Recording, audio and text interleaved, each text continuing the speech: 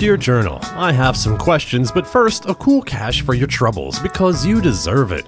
This one is a fresh one put out by the Professor, not his real geocaching name, nor is it, I suspect, his real legal name. And despite my interest in his gadget caches, I have come to not follow his social media because of spoilers, which I know is ironic given your existence, Journal. But ignorance is bliss sometimes, like when you forgot that you left some change in a winter jacket, then when winter comes around again and you find it, you're like, oh wow, $13.80. Nice.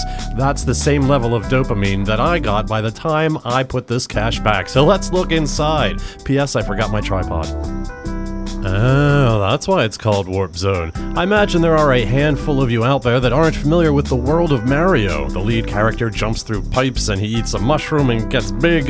I'm really underselling it there, and I've heard horror stories about Nintendo and copyright infringements on gameplay, which is why we're watching the trailer to this strange, very strange 1993 film adaptation. On any road, surely there is more underneath this diorama if I could lift it up, but the locks are in place. Reminder, I'm going into this blind. I know the CO is going to cringe a little when he sees what I tried before I got savvy to this scenario. Yeah.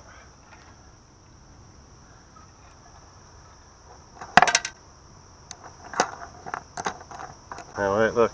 I'll push down on this one. Alright, that's cool.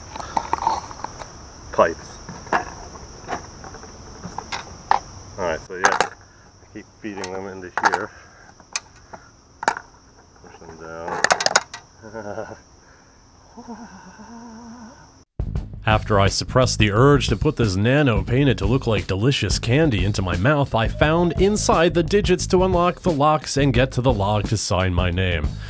Ah, there's the dopamine deposit, which I realize now I've already set a value at, which is the same as finding $13.80. A delightful cache in a metal ammo can, something I don't see too often these days. And you know what else I don't see often? Me looking for fake rock caches, which leads me to my question. To anyone that hides a fake rock in a pile of larger rocks, how do you find the rock again if you need to replace the log or otherwise check on things? Does it stand out that much? Do you mark it? Do you just put it out and then not care? We all know that after a handful of finds that rock is not going to be in the same place as you left it originally.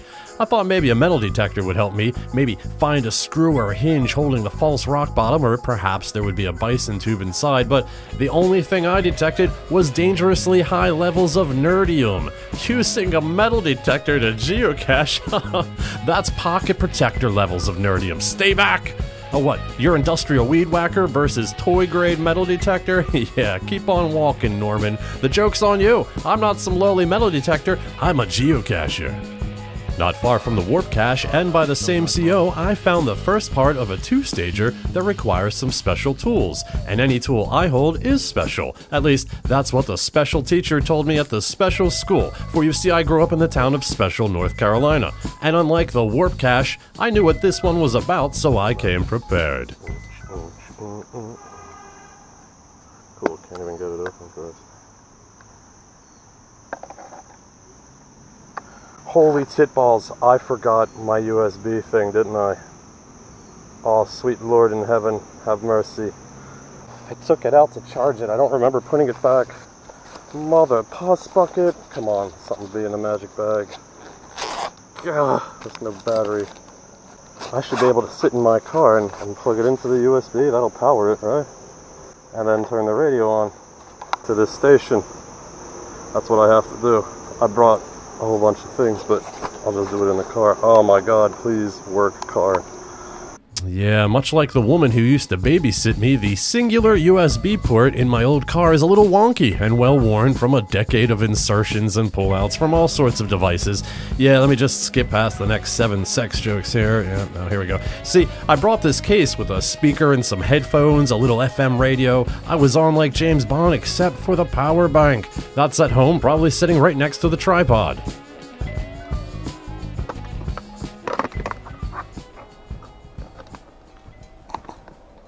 Blue light. Come on, man.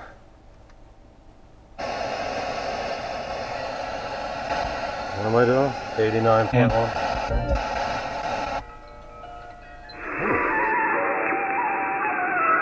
Foxtrot Tango Whiskey. That's not what is really playing. I can't do that. I don't want to spoil the hand that feeds me Geocache. Also, he hangs out in the Discord, which might make things a little awkward. But it's clearly one of the more entertaining two-stage caches out there, and completely unrelated to my next question.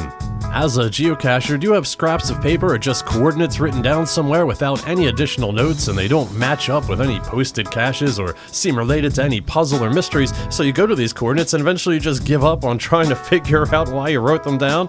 Anyone? Anyone else? Anyone? And finally, just to end on a positive note, just a little clip to remind us, never stop learning. Be safe out there.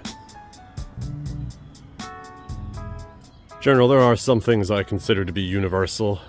Doesn't matter where you live, doesn't matter where you are. Something that I consider universal is that if you try to have an outdoor classroom,